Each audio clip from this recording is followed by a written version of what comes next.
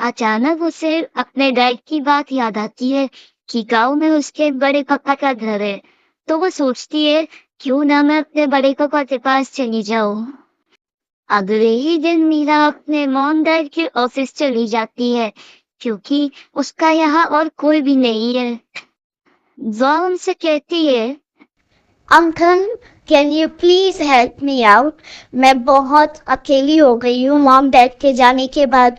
Dad ने मुझे बताया था कि इंडिया में मेरे बड़े पापा का घर है। क्या आप मुझे वहाँ पे भेज सकते हैं? इतना कहकर मीरा बहुत जोर जोर से रोने लगती है। मीरा को खुद समझ नहीं आता अपने मॉम डैड के बिना वो कैसे करेगी, वो कैसे जिएगी। उसे तो मॉम डैड के बिना जीना आता ही नहीं। ये देखकर वे दोनों मीरा से कहते हैं, देखो बेटा, हम समझ सकते हैं, तुम अभी बहुत छोटी हो। बिना मॉम डैड के तुम ऐसे अकेले नहीं रह सकती। तुम बिल्कुल भी फिक्र मत करो। हम तुम्हें तुम्हारे बड़े पापा के घर इंडिया भिजवा देंगे। जल्दी ही तुम्हारा वहां जाने का सारा तैयारी हम कर देंगे। तुम बिल्कुल फिक्र मत करो। अभी अपने घर जाओ और आराम से रहो और रोना बंद करो। कुछ दिनों बाद वो दोनों मीरा को ऑफिस बुलाते हैं और उसे कहते हैं, बेटा, हमने तुम्हारे जाने की सारी तैयारी कर दी है। हमने तुम्हारे बड़े पापा को भी कांटेक्ट कर लिया है। उन्हें बता दिया है कि तुम इंडिया आ रही हो। वह तुम्हें लेने एयरपोर्ट पे आ जाएंगे। तुम बिल्कुल भी घबराना नहीं। और हाँ बेटा, तुम्हारे डैड ने तुम्हारे लिए बैंक में कुछ पैसे जमा कर रखे हैं, जो तुम्हें 18 साल के होने पर मिल जाएंगे। उससे पहले उन पैसों को कोई हाथ नहीं लगा सकता। याद रहे, उन पैसों का हक सिर्फ तुम्हें है और किसी भी नहीं। कुछ समय बीत जाता है, मीरा इंडिया आ जाती है। पर उसे अपने बड़े पापा और बड़ी मम्मी से वो प्यार नहीं मिलता, जो उम्मीद लेकर वो लंदन से यहाँ आई थी। मीरा लाडो में पली बड़ी एक छोटी सी बच्ची है, जिसे उसके माँ बाप ने बहुत पैम्पर करके रखा था। पर यहाँ आकर बड़े पापा और बड़ी मम्मी का तो अलग ही व्यवहार है। ये देखकर मीरा को कुछ भी समझ नहीं आता। मीरा का आना रमेश की पत्नी को बिल्कुल भी अच्छा नहीं लगता। वो उसे कहती है, सुनिए जी, मैं कोई नौकरानी नहीं हूँ जो आपके भाई की बेटी यहाँ चली आई। मैं आपके भाई की बेटी को नहीं पालने वाली। अगर आपके भाई की बेटी को यहाँ रहना है तो उसे कह दीजिए कि उसे घर के सारे काम करने होंगे। बड़ी आई अंग्रेज की बेटी, यहाँ पर मैं उसकी कोई नौकरानी तो नहीं लगी। काम करेगी तो रह सकती है। इतने में रमेश की बेटी संध्या कहने लगती है, माँ, ये तो बहुत सुंदर है, कितनी गोरी है।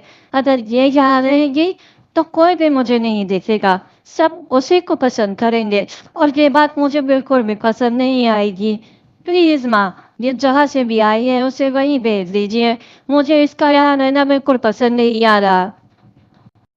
उन दोनों की बातें सुनने के बाद रमेश उनसे कहता है, चुप कर जाओ तुम दोनों पागल तो नहीं हो गई हो? दोबारा उसे वापस भेजने की बात मत करना। और हाँ, भाग्यवान, तुम कान खोल के सुन लो। घर के काम तो वो करेगी ही। भला वो घर के काम क्यों नहीं करेगी? अब उसका हमारे सिवा है ही कौन? और हाँ, एक बात तुम्हें बता दो, वो खाली हाथ नहीं आई है। उसने अपने साथ बैंक में बहुत सारे पैसे लेकर आई है। सुरेश ने उसके नाम पे बैंक में खाता खुलवा रखा है। उसमें बहुत सारे पैसे हैं। उन पैसों से हम अपनी बेटी का विवाह कर सकते हैं। तुम जरा दिमाग से काम करो। काफी समय बीत जाता है और रमेश की पत्नी का जुल्म मीरा पर बढ़ता ही जाता है, बढ़ता ही जाता है। वह सारे काम घर के मीरा से कराती है।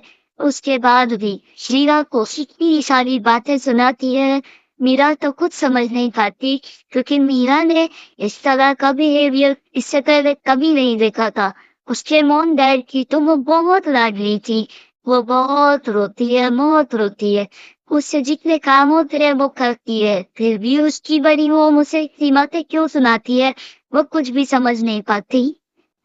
इन सब से परेशान होकर मीरा घर से बाहर आती है और फूट फूट कर रोने लगती है। वो मन ही मन सोच लेती है कि अब मैं यहाँ नहीं रहूंगी। चलते चलते वो घर से बहुत दूर चली आती है, पहाड़ों की तरफ, जंगल के पास। उसे पता ही नहीं चलता कि चलते चलते रात हो गई है, और जब उसे एहसास होता है तो वो देखती है कि वो अपने आप को एक जंगल में पाती है। तभी वहां अचानक माधव और जुगनू आ जाते हैं। मीरा उन्हें देखकर हैरान सी रह जाती है। मीरा को नहीं पता कि ये जंगल माधव और जुगनू का ही है। वह उन दोनों को देखती है और उनसे पूछने लगती है, आप दोनों कौन हो? आप दोनों मुझे मारना नहीं, मैं तो गलती से यहाँ आ रही हूँ। तभी माधव कहता है, अरे बच्चा, डरो नहीं, हम तुम्हें कोई नुकसान नहीं पहुंचाएंगे, बल्कि इस जंगल का कोई भी सदस्य तुम्हें कोई नुकसान नहीं पहुंचाएगा। यहाँ हम सब मिलकर रहते हैं। ये कोई आम जंगल नहीं है, ये जादुई जंगल है। धीरे धीरे तुम्हें सब पता चल जाएगा। फिर जुगनू कहने लगती है, ये बिल्कुल सही कह रहे हैं, वरना इतनी प्यारी बच्ची को हम क्यों मारेंगे? वैसे तुम्हारा नाम क्या है बेटा? और हाँ, यहाँ पर जितने भी पशु पक्षी और जानवर है, वो कोई भी तुम्हें नहीं मारेगा। तुम यहाँ आराम से रह सकती हो। वे दोनों उसे एक सुरक्षित जगह ले आते हैं और कहते हैं, यहाँ तुम आराम से सो सकती हो। यहाँ तुम्हें कोई परेशान नहीं करेगा। सुबह होते ही तुम जंगल की सैर कर लेना। यहाँ कोई भी खतरे की बात नहीं है। सुबह होते ही हम तुम्हें मिलने आएंगे। अभी तुम आराम करो, सो जाओ। अगली सुबह वह जंगल के सैर के लिए निकलती है। तभी उसे वहाँ बिल्लू और हरिया मिलते हैं। वे उसे कहते हैं, अरे वाह, इतनी खूबसूरत परी हमारे जंगल में कहाँ से आ गई? चलो हम तुम्हें सभी दोस्तों से मिलाते हैं। वे सब तुमसे मिलके बहुत खुश होंगे। तुम कितनी प्यारी हो, तुम कहाँ से आई हो? इतने में वहाँ जंगल के नागराज आ जाते हैं। इतना बड़ा नाग देखकर मीरा बहुत डर जाती है और डर के मारे रोने लगती है। तभी बिल्लू और ग्रीनू उसे कहते हैं, अरे घबराओ नहीं, ये नागराज तो हमारे बुजुर्ग है। ये कभी किसी को कोई नुकसान नहीं पहुंचाते। ये तो बहुत ही मस्ती वाले हैं, हर वक्त हमें हंसाते रहते हैं। इस पर नागराज कहते हैं, सही बात है, पता नहीं लोग मुझे देखकर क्यों डर जाते हैं। क्या मैं देखने में इतना भयानक हूँ कि मुझे देखते ही लोग डर के मारे भागने लग जाते हैं। इतने में वहाँ ब्राउनी भी आ जाता है और अब बिल्लू बहुत एक्साइटेड होके मीरा से कहता है, चलो चलो बाघा के पास जाते हैं। चलो मीरा, हम तुम्हें बाघा से मिलाते हैं। बाघा इस जंगल का सबसे दिलचस्प प्राणी है। तुम उससे मिलोगी तो बहुत खुश हो जाओगी। चलो चलो चलते हैं। कुछ ही देर में वे लोग बाघा के पास पहुंच जाते हैं। बाघा उसे देखकर कहता है, ओए होए, बल्ले बल्ले, क्या बात है? ये विलायती मेम हमारे देसी जंगल में क्या कर रही है? कहाँ से आई हो? तो बताओ लड़की, तुम्हें हमारा जंगल कैसा लगा? वैसे तुम्हें यहाँ किसी बात की कोई फिक्र करने की जरूरत नहीं। हम सब आपस में बहुत मिलकर रहते हैं और आज से तुम भी हमारी दोस्त हो। इतने में नागराज कहते हैं, बच्चों, मैं चलता हूँ, अब मेरी उम्र हो गई है, इतना देर मुझसे नहीं खड़ा जाता, तो आप लोग मस्ती करो, मैं तो चलता। इतने में वहाँ माधव आ जाता है और कहता है, चलो मेरा बेटा, अपने घर चलो, मैं तुम्हें तुम्हारा घर दिखा देता हूँ। आज से तुम उसी घर में रहोगी। चलो जल्दी करो, जुगनू वहां हमारा इंतजार कर रही है। चलो बच्चों, हम चलते हैं। इतने में वे दोनों निकल पड़ते हैं घर जाने के लिए। तभी माधव मीरा से बताने लगता है, मीरा बेटा, क्या तुम इस जंगल का जादुई घड़ा देखना चाहोगी, जो सुनहरे सिक्कों से भरा हुआ है और आकार में हमसे भी बड़ा है? क्या सच में? मैंने आज से पहले ऐसी कोई चीज ना कभी सुनी है, ना ही देखी है। हाँ हाँ, चलो मैं तुम्हें दिखाता हूँ। जादुई घड़ा सोने के सिक्कों से भरा हुआ। वैसे ये कोई मामूली घड़ा नहीं है। इसके आशीर्वाद से ही आज तक हमारा जंगल सुरक्षित है।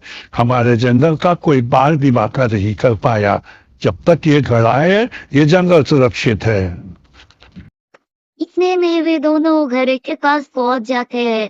इतना बड़ा जादुई घड़ा सुनहरे सिक्कों से भरा हुआ, ऐसा कुछ तो मीरा पहली बार देख रही थी। ये देखकर वो एकदम चकाचौंध रह जाती है। वैसे इस जंगल में आने के बाद मीरा अपने मौन दर्द के जाने के बाद जितने भी दुख उसने देखे थे वो सब को भूल चुकी है। कहीं ना कहीं इस जंगल ने उसे फिर से पहले की तरह हंसना और जीना सिखा दिया है। चलो मीरा, अब हमें निकलना चाहिए। शाम होने से पहले हमें घर पहुंचना है। जुगनू वहाँ हमारा इंतजार कर रही है। अब हमें देर नहीं करनी चाहिए। चलो हम चलते हैं। कुछ ही देर में वे लोग घर पहुंच जाते हैं। वो घर देखकर मीरा कहती है, ये घर तो बहुत सुंदर है, कितना प्यारा घर है। आप दोनों ने मेरे लिए कितना कुछ किया है। Thank you so much. इस पर जुगनू कहती है, अरे बेटा, इसमें थैंक यू की क्या बात है। हमें ये सब करके बहुत अच्छा लगा। तुम बहुत ही प्यारी बच्ची हो और तुम्हें खुश रहने का पूरा हक है। इतने में वे लोग घर के अंदर आ जाते हैं और जुगनू उससे कहने लगती है, देखो बेटा, आज से ये घर तुम्हारा है। तुम यहाँ आराम से रह सकती हो। तुम्हें यहाँ किसी बात की कोई भी चिंता करने की जरूरत नहीं। हम दोनों यहाँ हमेशा तुम्हारे साथ ही रहेंगे। आप दोनों मेरे लिए कितना कुछ कर रहे हैं। इतना तो मेरे बड़े पापा और बड़ी मम्मी ने भी नहीं किया। आप दोनों को देखकर मुझे मेरे मॉम डैड की याद आ गई। आप दोनों बहुत अच्छे हो। इतना कहकर मीरा फूट फूट के रोने लगती है। उसे रोता देख माधव और जुगनू कहते हैं, अरे रोना बंद करो। तुम तो हमारे बच्चे जैसी हो। बच्चों पर माँ बाप कोई ऐसा नहीं करते। रोना बंद करके जैसे ही वो अपनी आंखें खोलती है तो उसे माधव और जुगनू की जगह अपने मॉम डैड दिखाई देते हैं। उन्हें देखकर वो बहुत हैरान रह जाती है। उनसे कहती है, मॉम डैड आप कहाँ चले गए थे? मैं आप दोनों के बिना कितनी अकेली हो गई थी। आप दोनों कहाँ चले गए थे?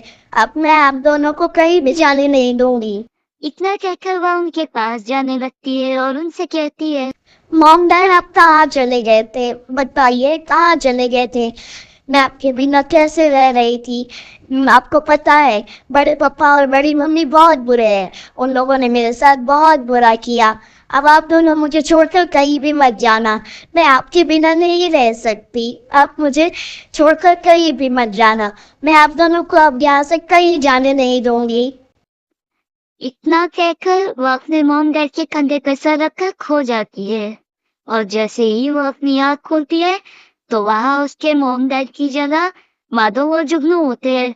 उन्हें देखकर वो समझ जाती है कि माधव और जुगनू को उसके मॉम डैड ने ही भेजा है।